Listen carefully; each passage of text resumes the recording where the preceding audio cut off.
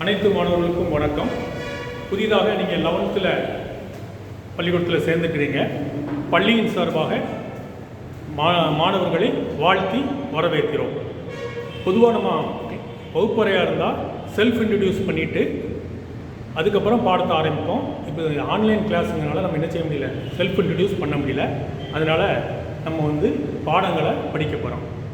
நான் தான் உங்களுக்கு பேசிக் எலக்ட்ரிக்கல் இன்ஜினியரிங் சொல்லக்கூடிய சப்ஜெக்ட் சொல்லக்கூடிய ஆசிரியர். தமிழில் என்ன சொல்லுவோன்னா அடிப்படை மின் பொறியியல் அப்படின்னு சொல்லக்கூடிய பாடம். இதை நான் உங்களுக்கு நடத்துவேன். இது ஆன்லைன் மூலமாகவோ உங்களுக்கு வாட்ஸ்அப்லேயோ வரும். அதை நீங்கள் பார்த்து பயன்பெறுமாறு கேட்டுக்கொள்ளப்படுகிறீர்கள். இப்போது நம்ம பார்க்க போகிற பாடம் பிஇஇ அடிப்படை மின் பொறியியல். அதில் பாடம் 1 பகுதி 1. இப்போ போர்டில் பாருங்கள், நான் நடத்துகிறேன். அதை தெளிவாக இல்லைன்னா திரும்ப என்கிட்ட ஃபோன் பண்ணி கேட்டுக்கிடணும். சரி, இப்போ முதல்ல பாடம் 1 பகுதி 1. பாடத்துடைய தலைப்பு மின்னியல் பற்றிய அறிமுகம், மின் உற்பத்தி முறைகள். மின்னியல் பற்றிய அறிமுகம், மின் உற்பத்தி முறைகள். எப்போதுமே எலக்ட்ரிசிட்டி ஆரம்பிக்கும் போது என்னென்ன அறிமுகம் பண்ணணும், யார் வேலை பார்க்கலாம் அப்படிங்கிறத ஆரம்பித்தா தான் நீங்கள் இந்த பாடத்தை படிக்க முடியும். அதுக்காக முதல்ல இந்த பாடத்தில் என்ன பண்ணியிருக்காங்கன்னா, எப்படி எலக்ட்ரிசிட்டி ப்ரொடியூஸ் ஆகுது, எதன் மூலமாக ப்ரொடியூஸ் ஆகுது, எதன் மூலமாக நமக்கு மின் உற்பத்தி கிடைக்கி, என்னென்ன முறைகளில் மின் உற்பத்தி கிடைக்குங்கிறது தான் அந்த பாடத்தில் படிச்சுட்டு அதுக்கப்புறம் அதனுடைய சேஃப்டி, அதாவது பாதுகாப்பு விதிமுறைகளையும் நம்ம என்ன செய்ய போகிறோம், படிக்க போகிறோம். அதனால் முதல்ல நம்ம பார்க்க போகிறது கேட்டால் அறிமுகம். முதல்ல மின்சாரம் எப்படி நமக்கு கிடைக்கி அப்படிங்கிறது தான் நம்ம என்ன செய்ய போகிறோம், பார்க்க போகிறோம். பொதுவாக உலகத்தில் உள்ள எல்லா பொருட்களையும் அதுக்கு முன்னால் என்ன சொல்லணும்னா பஞ்சபூதங்கள் சொல்லுவோம். அதாவது பஞ்சபூதங்கள்னா நிலம், நீர், நெருப்பு, ஆகாயம், காற்று. இதை மாதிரி மின்சக்தியும் ஒரு அவசியமான ஒன்று ஆகிட்டு. மின்சக்தி இல்லாமல் நம்மளால் என்ன செய்ய முடியாது, உலகத்தில் வாழ முடியாது. எந்த ஒரு மின்சாதனங்கள் எடுத்துட்டாலும் நமக்கு மின்சக்தி என்ன செய்யுது, கண்டிப்பாக தேவைப்படுது. அதனால அந்த மின்சக்தியை நமக்கு கிடைக்கணும்னா மின்சாரத்தை எப்படி உற்பத்தி பண்ணணுங்கிறத நம்ம முதல்ல என்ன செய்ய போகிறோம், இந்த பாடத்தில் பார்க்க போகிறோம். மின்சாரம் எப்படி நமக்கு கிடைக்கும் அப்படின்னு சொன்னால், உலகத்தில் உள்ள எல்லா பொருட்களையும் என்ன இருக்குன்னா அணு. அந்த அணுவில் புரோட்டான், எலக்ட்ரான், நியூட்ரான், இந்த 3மே இருக்கும். அணுன்னு சொல்கிறோம், ஆட்டம் சொல்லுவீங்க. நீங்கள் ஏற்கனவே 10th எல்லாம் படிச்சிருக்கேன். இந்த புரோட்டான்கிறது பாசிட்டிவ் சார்ஜ், எலக்ட்ரான்கிறது நெகட்டிவ் சார்ஜ், நியூட்ரான்கிறது நோ சார்ஜ். இப்போ ஒரு எலக்ட்ரானை ஒரு பொருள்ல இருந்து பிரித்தெடுக்கும் போது தான் மின்சாரம் உற்பத்தி ஆகும். எலக்ட்ரான்ல இருந்து ஒரு பொருளை பிரித்தெடுத்தாதான் என்ன செய்யும், மின்சாரம் உற்பத்தி ஆகும். அந்த உற்பத்தி ஆகக்கூடிய மின்சாரத்தை 6 முறையில என்ன செய்யலாம், உற்பத்தி பண்ணலாம். 6 முறைகள்ல உற்பத்தி பண்ண முடியும் மின்சாரத்தை. எத்தனை முறைகள்ல? 6 முறைகள். 1 உராய்தல், இங்கிலீஷ்ல என்ன சொல்லுவாங்கன்னா ஃப்ரிக்ஷன். 2 வெப்பம், இங்கிலீஷ்ல ஹீட்னு சொல்லுவாங்க. 3 ஒளி, லைட்னு சொல்லுவாங்க. அழுத்தம், பிரஷர். அடுத்தது ரசாயன மாற்றம், அடுத்தது காந்த சக்தி. இந்த 6 முறைகளில் மின்சாரத்தை என்ன செய்ய முடியும், நம்ம உற்பத்தி முறைகளில் உற்பத்தி பண்ணலாம். இந்த உற்பத்தி பண்ணக்கூடிய முறைகளை எது மூலமா பண்ணலாம்னா, இங்க மின் உற்பத்தி நிலையங்கள் இருக்கு. மின் உற்பத்தி நிலையங்கள் இருக்கு. இந்த 6 முறைகள்ல ஏதாவது ஒண்ணு இந்த மின் உற்பத்தி நிலையங்கள் மூலமா நமக்கு என்ன செய்யுது, கிடைக்கும். இப்போ ஃபார் எக்ஸாம்பிள் உராய்தெல்லாம் என்னன்னா, உராய்தெல்லாம் என்ன பண்ணீங்கன்னா 2 கையை உரசலைன்னா ஹீட் வரும். அப்படி ஹீட் வரும்போது அதிலிருந்து எலக்ட்ரான்கள் பிரித்தெடுக்கப்பட்டு உனக்கு என்ன ஆகுது, எலக்ட்ரான்கள் வெளிப்படும் போது மின்னோட்டம் கிடைக்கும். எலக்ட்ரான்களை வெளிப்படுத்தக்கூடிய எலக்ட்ரான்களை ஒரு இடத்துலேருந்து இன்னொரு இடத்துக்கு கொண்டு போனால் தான் மின்னோட்டம், கரண்ட்னு சொல்லுவாங்க. எலக்ட்ரான்கள்ங்கிறது ஆட்டத்திலேருந்து பிரித்தெடுக்கும். அப்படி பிரித்தெடுக்கக்கூடிய எலக்ட்ரான்களை நம்ம என்ன செய்யணும், கடத்தி மூலயமா, அதாவது கடத்தினா கண்டக்டர், ஒரு இடத்துல இருந்து இன்னொரு இடத்துக்கு என்ன செய்யணும், கொண்டு போறோம். அதைத்தான் மின்னோட்டம்னு சொல்றோம். அதாவது இங்கிலீஷ்ல சொல்லுவாங்க moving of electron is called current அப்படின்னு சொல்லுவாங்க. என்னது, எலக்ட்ரான்களின், தமிழ்ல சொன்னா எலக்ட்ரான்களின் ஓட்டமே மின்னோட்டம். தமிழ்ல என்னது, எலக்ட்ரான்களின் ஓட்டமே மின்னோட்டம். இப்படி ஒரு கேள்வி கூட கேட்பாங்க, மின்னோட்டம் என்றால் என்ன அப்படின்னு கேட்டா, எலக்ட்ரான்களின் ஓட்டமே மின்னோட்டம். எலக்ட்ரான்கள் ஒன்றும் இல்லை, ஆட்டத்தில் இருக்கக்கூடிய எலக்ட்ரான்களை பிரிச்செடுத்தா அது பாசிட்டிவ் சார்ஜ்லேருந்து என்ன செய்யும், நெகட்டிவ் சார்ஜும், நெகட்டிவ் சார்ஜ்லேருந்து பாசிட்டிவ் சார்ஜும் என்ன செய்யும், போகும். இதில் அதான் நான் முதல்ல உங்களுக்கு சொல்லிட்டேன், புரோட்டான், எலக்ட்ரான், நியூட்ரான் என்னென்ன சார்ஜஸ் இருக்குன்னு சொல்லிட்டேன். அப்புறம் முறைகளை சொல்லியாச்சு. இப்போ முறைகளில் உராய்தல் பார்த்தீங்கன்னா 2 கையை உரசும் போது என்ன ஆகும்னா ஹீட் வெளிப்படும். அந்த ஹீட் வெளிப்படும் போது எலக்ட்ரான்கள் ஒரு இடத்துல இருந்து இன்னொரு இடத்துக்கு என்ன செய்யும், நெகட்டிவ் சார்ஜஸ் வந்து பாசிட்டிவ் சார்ஜஸ்க்கு மூவ் ஆகும். அப்போ என்ன ஆகுது, உங்களுக்கு எலக்ட்ரான் மூவ் ஆரம்பிச்சிடும். அப்போ மின்னோட்டம் என்ன செய்யப்படும், கிடைக்கப்படும். அப்படி கிடைக்கக்கூடிய மின்னோட்டத்தை நம்ம என்ன சொல்லுவோம்னா, அப்படி கிடைக்கக்கூடிய மின்னோட்டத்துக்கு பேர் என்னன்னு கேட்டா இங்கிலீஷ்ல ஸ்டாட்டிக் எலக்ட்ரிசிட்டி. Static electricity. அடுத்தது பார்த்தீங்கன்னா வெப்பம். அடுத்தது என்னது, வெப்பம். ஹீட்னால வரக்கூடிய, அதாவது ரெண்டு ராடு, வெவ்வேறு ராடு, ஏதோ ஒரு இரும்பு ராடு ஒன்று இன்னொரு ராடு, எந்த ராடாக இருந்தாலும் ரெண்டு ராடை பற்ற வைக்கும் போது அதுலேருந்து எலக்ட்ரான்கள் வெளிப்படும். எதிர்முனையில் எதில் வெளிப்படும், ரெண்டு ராடை ரெண்டு முனையை வச்சுக்கிட்டு ரெண்டு முனையில ஹீட் பண்ணினா அந்த ஹீட் பண்ணக்கூடிய எதிர்முனையில என்ன செய்யும், எலக்ட்ரான்கள் வெளிப்படும். அப்படி கிடைக்கக்கூடிய மின்சாரத்துக்கு பேர் என்னன்னு கேட்டா தெர்மோ கப்ளிங். என்னது, தெர்மோ கப்ளிங். அடுத்தது பார்த்தீங்கன்னா லைட். லைட்டுங்கிறது என்னன்னு கேட்டா, இப்போ நீயே பார்த்துருப்ப, கேமரா இருக்கு. கேமராவில் வந்து போட்டோ செல்னு சொல்லக்கூடிய ஒரு மெட்டீரியல் இருக்கு. அந்த போட்டோ செல்ல ஒளிப்பட்ட உடனே என்ன ஆகும்னா ஆட்டோமேட்டிக்காக மின்சாரம் பெறப்படும். அதனால தான் அதுக்கு பேர் என்னன்னு கேட்டால் போட்டோ. அப்படி வரக்கூடிய மின்சாரத்துக்கு பேர் போட்டோ சென்சிட்டிவ். அப்படி வரக்கூடிய மின்சாரத்துக்கு பேர் போட்டோ சென்சிட்டிவ். அடுத்த இது மாதிரி பார்த்தா அழுத்தம், ப்ரெஷர். இப்போ ஒரு ஆட்டம் இருக்கு, அந்த ஆட்டத்தினுடைய வெளிப்பகுதியில் எலக்ட்ரான்கள் இருக்கும். அந்த எலக்ட்ரான்களை பிரித்தெடுக்கும் போது எதனால பிரித்தெடுப்பாங்க, ஒரு ப்ரெஷரை கொடுத்து அழுத்தத்தை கொடுத்து என்ன செய்வாங்க, எலக்ட்ரான்களை பிரித்தெடுப்பாங்க. அப்படி பிரித்தெடுக்கும் போது கிடைக்கக்கூடிய மின்சாரம் தான் பீசோ எலக்ட்ரிசிட்டி. அப்படி கிடைக்கக்கூடிய மின்சாரம் பீசோ எலக்ட்ரிசிட்டி.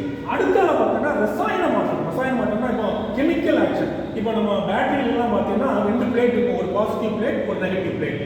எப்படி பாசிட்டிவ் பிளேட் இந்த கெமிக்கல் ரியாக்ஷனால பாசிட்டிவ் பிளேட்ல இருந்து நெகட்டிவ் பிளேட்டுக்கும் நெகட்டிவ் பிளேட்ல இருந்து பாசிட்டிவ் பிளேட்டுக்கு என்ன செய்யணும், எலக்ட்ரான்கள் மூவ் ஆகும் போது கிடைக்கக்கூடிய மின்சாரம் தான் என்னது, கெமிக்கல் ஆக்ஷனால கிடைக்கக்கூடிய மின்சாரம் ரசாயன மாற்றத்தினால கிடைக்கும். அடுத்தது இதுதான் மெயின் பார்த்துங்க.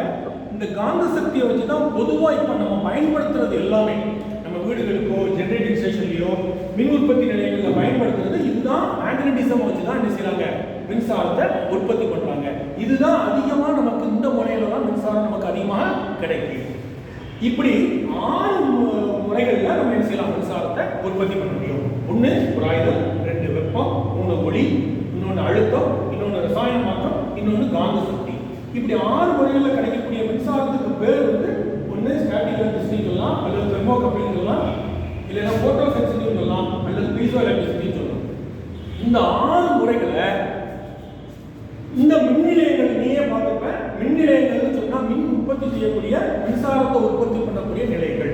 நமக்கு பொதுவாக பக்கத்துல என்ன இருக்குன்னு கேட்டா நீர் மின் நிலையம் வந்து இந்த பாபநாசத்துல பார்த்துருப்பீங்க. பாபநாசத்துல இருக்கும், அதுக்கு பேர் இங்கிலீஷ்ல ஹைட்ரோ பவர் பிளான்ட். அடுத்தது அனல் மின் நிலையங்கள் பார்த்துட்டீங்கன்னா தூத்துக்குடியில பார்க்கணும். அடுத்தது அனல் மின் நிலையங்கள் பார்க்கணும்னா அது பேர் தெர்மல் பவர் பிளான்ட். அடுத்தது பார்த்தீங்கன்னா அணு மின் நிலையம். அணு மின் நிலையங்கள் எங்க இருக்குன்னா அதுக்கு அட்டாமிக் பவர் பிளான்ட் சொல்லுவோம். இப்போ கூடங்குளத்துல நமக்கு இருக்கு. அடுத்தது வாயு மின் நிலையம், கேஸ் பவர் பிளான்ட். இதெல்லாம் கிராமத்துல ரொம்ப இதா இருக்கும், ரொம்ப இடத்துல இருக்காது. அடுத்தது டீசல் மின் நிலையம். இது ஏற்கனவே நம்ம எல்லா கடைகள்லையும் பார்த்துருக்கோம், வீடுகள்லையும் பார்த்துருக்கோம். இப்போ கரண்ட் போச்சு அப்படின்னா டீசல் ஜென்ரேட்டர் ஆன் பண்ணுங்க. அது பூராமே டீசல் இன்ஜினை வச்சு இயக்கக்கூடிய மின் நிலையம்.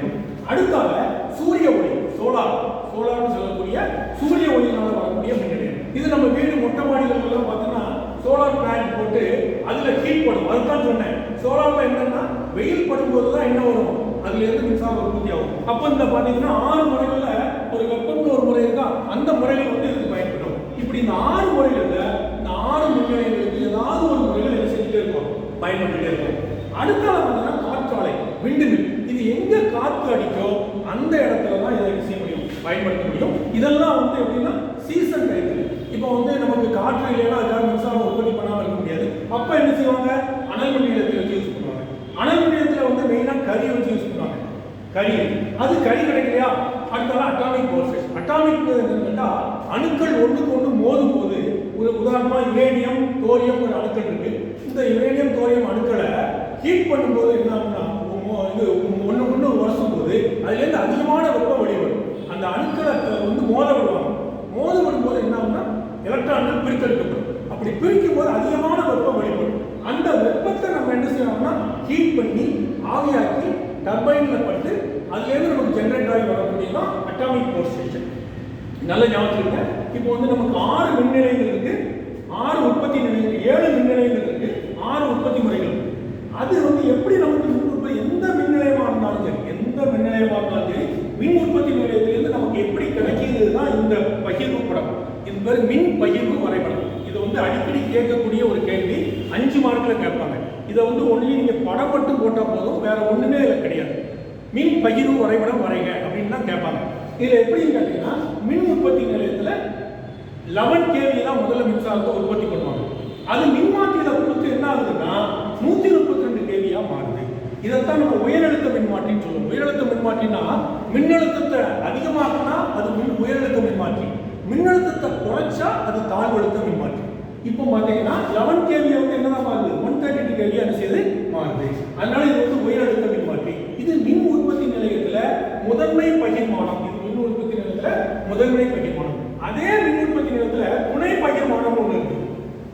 முதல்ல உற்பத்தி பண்றது 11, அதை 132 kV மாத்துறாங்க. அதுக்கப்புறம் என்ன செய்யறாங்க, அந்த 132 kV இதை பார்த்தீங்கன்னா உயர்வழுத்த மின்மாற்றி. இது வந்து மின்மாற்றியினுடைய வோல்டேஜ் கூடுது.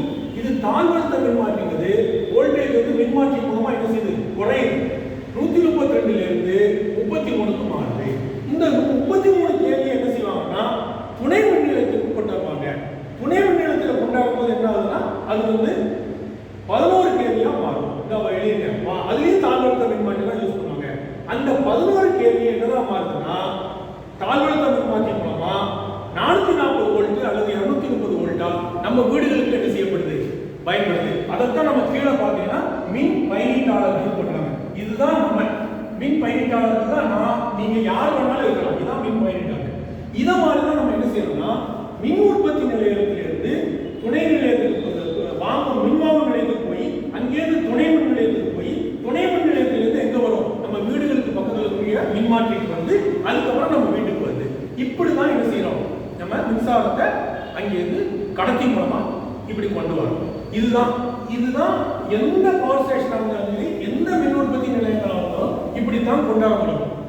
இந்த மின் உற்பத்தி நிலையங்களை இந்த முறைகளை தான் நம்ம என்ன செய்ய முடியும், பயன்படுத்த முடியும்.